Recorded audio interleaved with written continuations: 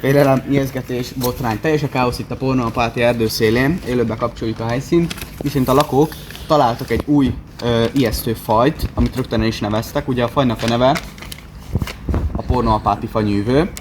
A lakosok szerint itt ólálkodik körbe-körbe az erdő körül, és ijesztgeti a lakósokat. Most pedig kapcsoljuk az egyik kedves Pornoapáti lakosát, akinek állítása szerint felvétele is van a szörnyről. Jó napot kívánok! Jó napot kívánok! Az igaz-e, hogy magának van-e felvétele a Pornoapáti fanyűvőről? 100%-ig igaz. Igen. És meg tudnám mutatni? Persze.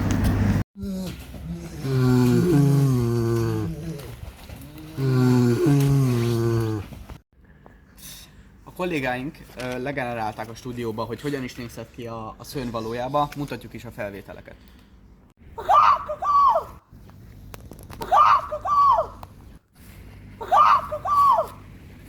Nos, az apáti hatóságoknak még nem sikerült elfogniuk a szörnyet, de ha bármi hírünk van, akkor közölni fogjuk a kedves nézőnkkel itt a Pornoapáti tévén. A viszontlátásra!